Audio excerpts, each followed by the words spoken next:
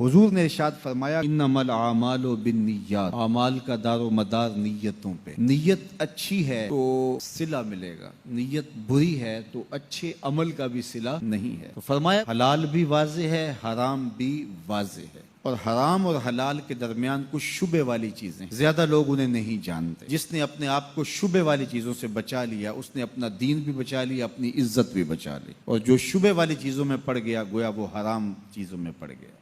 یہ نوجوان دوست میری بات لکھ لیں، پریشان لوگ میری بات لکھ لیں، جن کے پاس قوت فیصلہ نہیں وہ اس بات کو لکھ لیں۔ حضرت عبداللہ ابن عباس فرماتے ہیں میرے نبی پاک علیہ السلام نے مجھ سے فرمایا تھا، عبداللہ سن، اگر ساری دنیا مل کے تیرا کوئی نفع کرنا چاہے کر نہیں سکتی جب تک میرے رب کی رضا نہ ہو، اور فرمایا ساری دنیا مل کے تیرا کچھ بگاڑنا چاہے تو عبداللہ بگاڑ نہیں سکتی جب تک رب کریم کی حکمت کا تقاضا نہ ہو۔ لوگوں سے ڈرنا، لوگوں کی طرف دیکھنا، ماحول دیکھ کے اپنے راہ کا تعین کرنا، ہر بندے کے خیالات کے مطابق ڈھلنے کی کوشش کرنا، فلانا نہ ناراض ہو جائے، فلانا نہ ناراض ہو جائے، اور جس نے ہونا ہو جائے، بس رب رسول ناراض نہ ہو۔ میں ایک اشارہ کرنے لگا ہوں، پتہ نہیں کس کے دل پر چوٹ لگے، آج رخ مدینہ شریف کی طرف ہو جائے۔ میری دعا ہے اللہ تعالی ہر مسلمان کو بیماریوں سے محفوظ رکھے، اور جو بیمار ہو چکے ہیں اللہ رب العزت ان کو شفائے کاملہ عطا فرمائے۔ میں سمجھانے کے لیے ایک بات کہنے لگا ہوں، ایک بندہ تندرست ہے، کیا ہے جی، اونچی بولو ذرا، رات کو لیٹتا ہے، کروٹ بدلتا ہے، صبح ہو جاتی ہے، رات کے گزرنے کا پتہ، لیکن اللہ نہ کرے اگر اسی کے داڑھ میں درد ہو جائے، کان میں درد ہو جائے، گردے میں درد ہو جائے، کیوں جی حضرت جی پھر رات کی میں گزرتی ہے؟ رات گزرنے کا نام ہی نہیں لیتی، گھڑی کی طرف دیکھ رہا ہے، ایک ایک سیکنڈ کئی مہینوں کا لگتا ہے، کئی سالوں کا لگ رہا ہے۔ دیکھو میرے سب کے سامنے ہاتھ بندے ہیں، خدا را تھوڑی دیر سوچ لو، اگر اللہ نہ کرے دنیا میں تھوڑی سی تکلیف آ جائے، دنیا کی رات گزارنا مشکل ہو جائے، اللہ نہ کرے اگر قبر میں عذاب آ گیا، قبر کی رات کیسے گزرے گی؟ دنیا میں تو بیوی کو بلاتا ہے، بچوں کو بلاتا ہے، میرا دل بلا، قبر میں کس کو بلاؤ گے؟ باقی ایک بات میری یاد رکھو، کوئی تیاری کرے یا نہ کرے، بات مانے یا نہ مانے، موت آ کر ہی رہے گی۔ کل نفس ذائقۃ الموت فاذا جاء اجلهم لا يستأخرون ساعة ولا يستقدمون۔ فرمایا موت جب آ جاتی ہے نہ ایک پل آگے ہوتا ہے نہ ایک پل پیچھے ہوتا ہے۔ اینما تکونوا یدرککم الموت ولو کنتم فی بروج مشیدہ، تم بڑے بڑے قلعوں میں بھی بند ہو جاؤ، موت سے بچ، آپ کو بلٹ پروف جیکٹ مل جائے گی، بم پروف گاڑی مل جائے گی، لیکن موت پروف گاڑی کوئی نہیں ملے گی۔ تو بھائی جب مرنا ہی ہے، دنیا میں بندہ آیا ہی مرنے کے لیے ہے، تو پھر ہمیں آخرت کی تیاری کرنی چاہیے کہ نہیں کرنی چاہیے؟ ایک نوجوان تھا، دن کو روزہ رکھتا، رات کو نماز پڑھتا، پر اللہ سے ڈرتا پھر بھی بہت ہی زیادہ تھا، بڑا ہی ڈرتا تھا۔ موت کا وقت آیا، ماں ہی تھی بس اس کی، تو ماں سے کہنے لگا، اماں میری ماں ہے، میرے ساتھ 3 وعدے تو کر۔ اس نے کہا، پتر تو بتا، آخری ہج کی لے رہا ہے اور اس غریبنی ماں سے تو وعدہ لے رہا ہے، بتا کیا وعدہ؟ اس کرنے لگا، اماں جب میں مر جاؤں نا تو میرے گلے میں رسی ڈال کے تو مجھے گھمانا گھر کے صحن میں، اور لوگوں کو کہنا جو رب کی نافرمانی کرے اس کا یہی حال ہوتا ہے، یہ اعلان کرنا جو اللہ کے نافرمان ہوں ان کا یہی اشر کیا جانا چاہیے۔ اور اماں پھر دوسرا وعدہ کر، میرا رات کو جنازہ اٹھایا جائے، میں نہیں چاہتا کسی کے منہ سے یہ لفظ نکل جائے کہ وہ دیکھو اللہ کا نافرمان جا رہا ہے، رات کو میرا جنازہ اٹھانا۔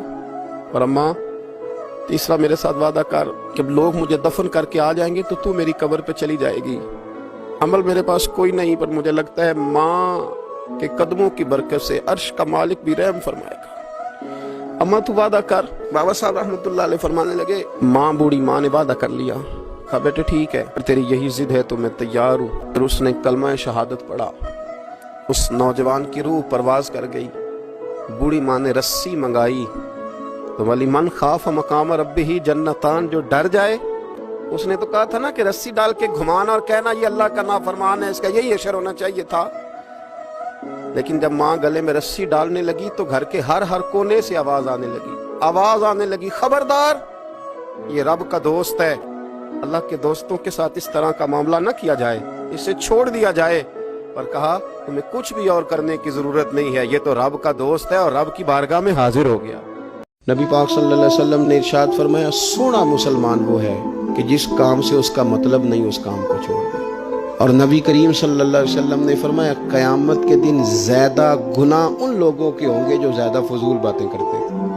ان کے گناہ زیادہ ہوں گے. فضولیات سے بچیں, اپنے اوقات کار زندگی میں مرتب کریں. ہم پتہ کیا کہتے ہیں, 1 منٹ میں آیا, تو 1 منٹ ٹھہر, میں یہ محاورہ ہے ہمارا, 1 منٹ دے ذرا مجھے. تو میں اکثر دوستوں سے کہتا ہوں کہ جو 1 منٹ ہے نا, اسے کیوں ضائع کرتے ہو, کیوں کہتے ہو 1 منٹ ٹھہر, کیوں ٹھہرے بھائی؟ آپ کو پتہ ہے منٹ میں کیا ہوتا ہے؟ 1 منٹ میں 6 دفعہ سورۃ اخلاص پڑھی جا سکتی ہے اور 2 قرآن پاک پڑھنے کا ثواب ہے. 1 منٹ کے اندر 26 مرتبہ کہا جا سکتا ہے سبحان اللہ و بحمدہ سبحان اللہ العظیم. اور یہ وہ کلمات ہیں کہ نبی پاک علیہ السلام نے فرمایا زبان سے کہنے آسان ہیں, میزان عمل پر ان کا بڑا وزن ہے, اور یہ تمہارے رب کے بڑے پیارے جملے ہیں, اللہ کو بڑے محبوب ہیں یہ کلمات. آپ دیکھیں سبحان اللہ, الحمدللہ, اللہ اکبر, یہ کتنی دفعہ پڑھا جا سکتا ہے؟ 1 منٹ کے اندر کئی دفعہ پیار سے ماں باپ کی زیارت کی جا سکتی ہے, اور جتنی بار زیارت کرو پورے حج کا ثواب ملتا ہے. 1 منٹ کے اندر فون اٹھا کے کسی مریض کی عیادت کی جا سکتی ہے. اور میرے نبی پاک صلی اللہ علیہ وسلم نے فرمایا جب تم مریض کی عیادت کرتا ہے تو خدا کی رحمت کا دریا بہ رہا تھا, تو نے اس میں غوطہ لگا لیا. 1 منٹ کے اندر تو کمال ہو جاتا ہے, لیکن شرط یہ ہے کہ اس منٹ کو ضائع نہیں کرنا, اس منٹ میں کچھ کر جائیں. اعلیٰ حضرت فاضل بریلوی رحمۃ اللہ علیہ کے چھوٹے شہزادے, عالم اسلام کے سب سے بڑے مفتی حضرت مفتی اعظم شاہ مصطفیٰ رضا خان صاحب نوری میاں رحمۃ اللہ علیہ, آپ کا بھی محرم میں یوم وصال ہے.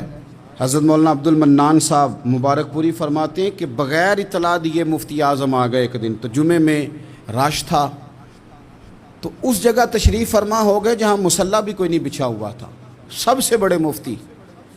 تو وہیں اپنا تولیہ بچھا کے تو وہ بیٹھ گئے. سب نے اصرار کیا, میں نے بھی کہا کہ آگے آ جائیں, تو فرمانے لگے جب نبی پاک علیہ السلام کی حدیث ہے کہ جو جمعے والے دن گردنیں پھلانگے اس نے جہنم کی طرف پول بنا لیا ہے, تو کیا یہ حدیث صرف سنانے کے لیے؟